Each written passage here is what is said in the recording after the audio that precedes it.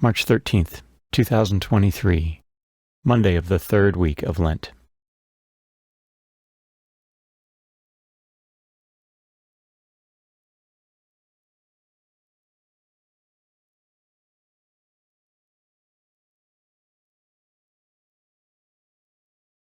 A reading from the second book of Kings.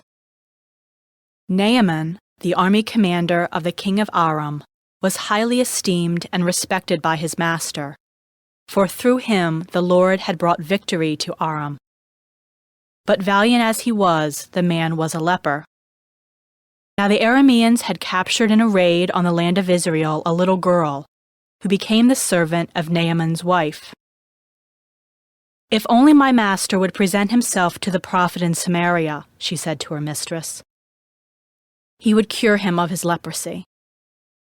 Naaman went and told his lord just what the slave girl from the land of Israel had said.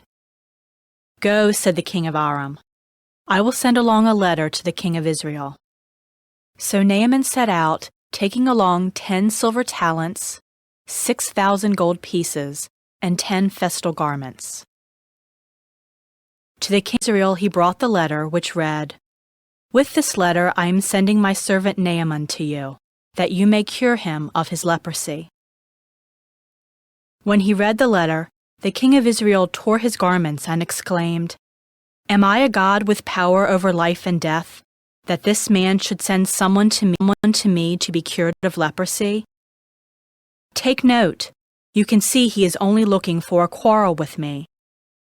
When Elisha, the man of God, heard that the king of Israel had torn his garments, he sent word to the king, "Why have you torn your garments?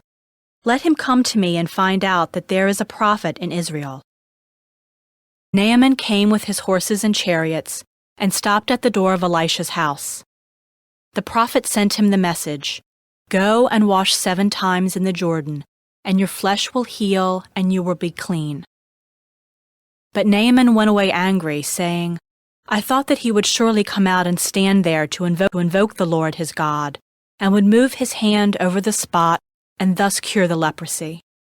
Are not the rivers of Damascus, the Abana, and the Pharpar better than all the waters of Israel? Could I not wash in them and be cleansed?" With this he turned about in anger and left. But his sons came up and reasoned with him. "My father," they said, "if the prophet had told you to do something extraordinary, would you not have done it? All the more now, since he said to you, 'Wash and be clean,' should you do as he said." So Naaman went down and plunged into the Jordan 7 times at the word of the man of God.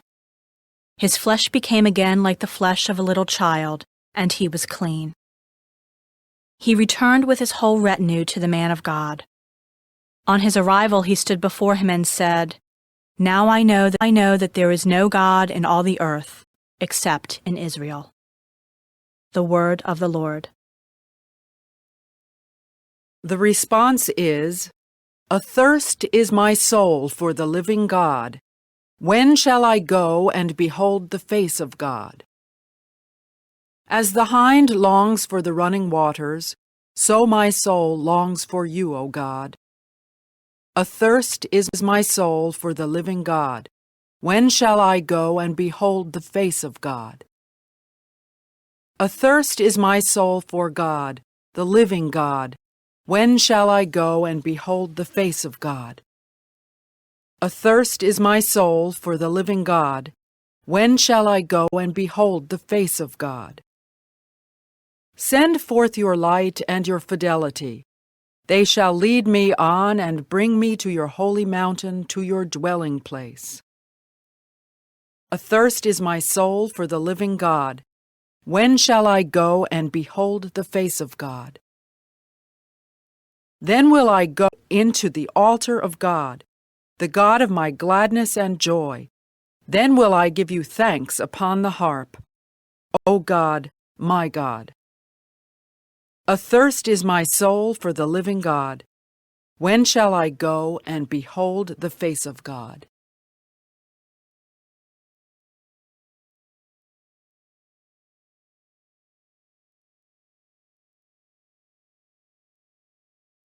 A reading from the Holy Gospel according to Luke.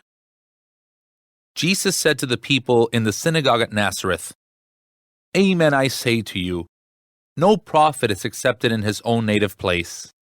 Indeed, I tell you, there were many widows in Israel in the days of Elijah, when the sky was closed for 3.5 years, and a severe famine spread over the entire land.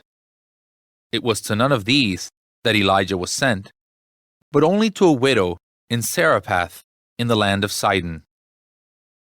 Again, there were many lepers in Israel during the time of Elisha the prophet, yet not one of them was cleansed, but only Naaman the Syrian.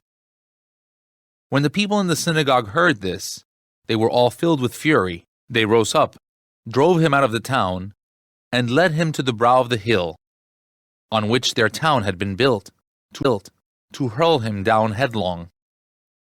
But he passed through the midst of them and went away. The Gospel of the Lord.